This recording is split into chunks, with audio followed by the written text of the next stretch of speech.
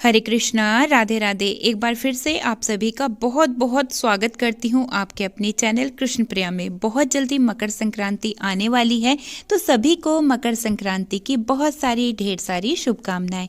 आज हम इस वीडियो में जानेंगे कि मकर संक्रांति पर वो कौन सी 14 चीजें हैं जिनको बांटना, जिनका दान करना बहुत ही शुभ और फलकारी माना जाता है। देखिए, वैसे तो दान कभी भी कर सकते हैं, लेकिन कुछ खास तिथि होती हैं, कुछ खास दिन होते हैं जिस पर दान का विशेष महत्व होता है। उनमें से मकर संक्रांति भी एक ऐसा ही त्योहार है। मकर संक्रांति पर दान का विशेष महत्व होता है। तो कुछ चीजें जो मैं आज आपको बताने के लिए जा रही हूँ, मकर संक्रांति पर आप इनका दान कर सकते हैं। तो देखिए, सबसे पहले जो चीज आती है ना, वो आती है खिचड़ी। तो जो हमें खिचड़ी में चावल लेने हैं, वो कोई भी चावल टूटा नहीं होना चाहिए। और हमारे यहाँ पर उड़द की जो दाल होती है, काली वाली, उसी की खिचड़ी बना करके दान किया जाता है।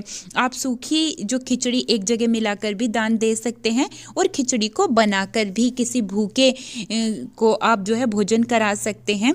इस तरह से आप जो है खिचड़ी का दान कर सकते हैं। आप मंदिर में जाकर भी खिचड़ी दान में दे सकते हैं। अब दूसरी चीज आती है गुड़। तो गुड़ और मूंगफली का दान भी इस दिन बहुत ही शुभ और फलकारी होता है। गुड़ और मूंगफली का दान आपको जरूर से करना चाहिए। अच्छा, मकर संक्रांति पर तिल का दान करना भी बहुत ही शुभ और उत्तम माना जाता है। तो आप जो है तिल का दान भी कर सकते हैं। तिल के लड्डू बनाकर दान कर सकते हैं। तिल का जो गज्जक होती है, उसको बनाकर आप दान कर सकते हैं।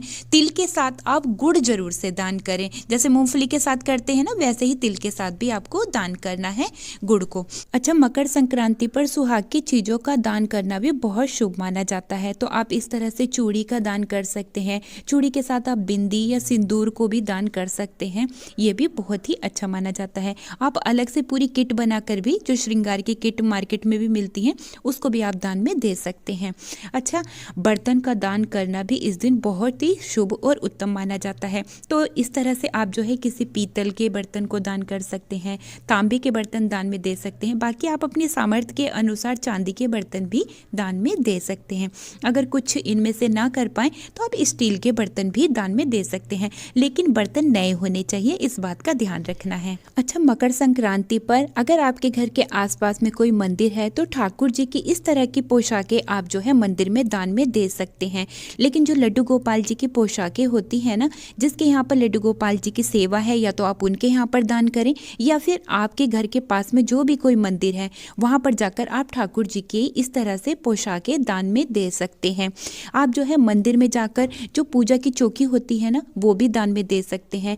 पूजा का जो सामान होता है, वो भी दान में दे सकते हैं। जैसे सामग्री का दान कर सकते हैं, घी का दान कर सकते हैं मंदिर में जाके, तिल का दान कर सकते हैं।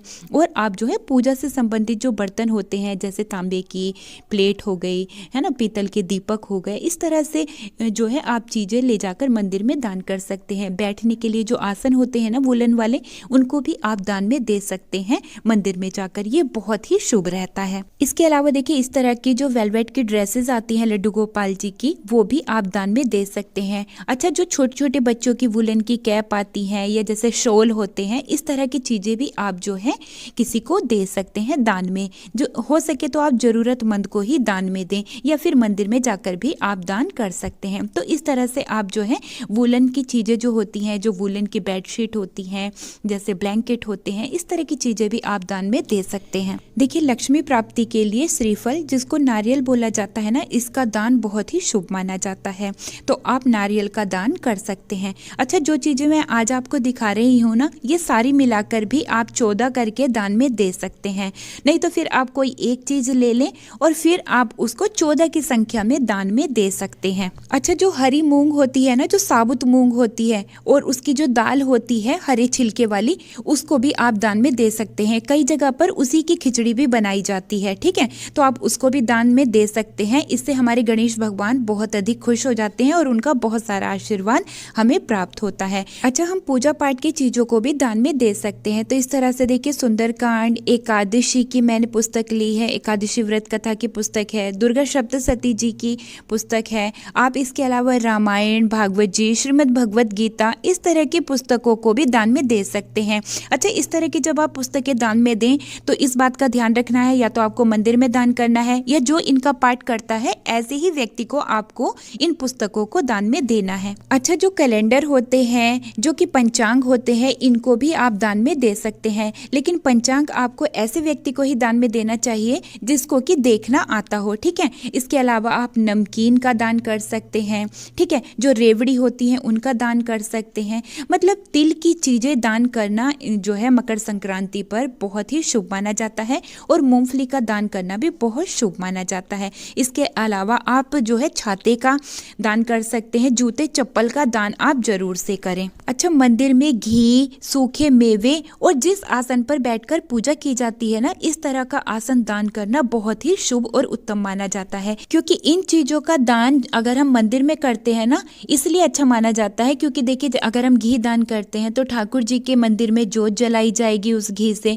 हम सूखे मेवे दान करते हैं तो प्रसाद के रूप में ठाकुर जी को भोग लगाया जाएगा। आसन दान करते हैं तो आसन पर बैठ करके जो है पूजा की जाएगी। तो इस तरह की जो है चीजें मंदिर में काम आ जाती हैं, तो इस तरह की चीजों का दान करना बहुत ही उत्तम माना जाता है। तो जी ये कुछ चीजें हैं जिनका दान आप जो है कर सकते हैं। अच्छा, इन सबको मिला करके आप 14 की संख्या में कर लीजिए और फिर आप दान कर सकते हैं, और एक ही चीज को 14 की संख्या में लेकर भी आप दान कर सकते हैं। उम्मीद करती हूँ आज की ये वीडियो आप सभी को बहुत ही पसंद आई होगी। वीडियो अच्छी लगी है तो लाइक शेयर जरूर से कीजिएगा। चैनल पर पहली बार आए हैं तो प्लीज चैनल को सब्सक्राइब जरूर से कर लीजिएगा। अब मैं वीडियो को यहीं पर ही रोकते हुए लेती हूँ आप सभी से विदा। मिलती हूँ एक और नई वीडियो के साथ, तब तक के लिए आप सभी को प्यार भरा राधे राधे, हरे कृष्णा।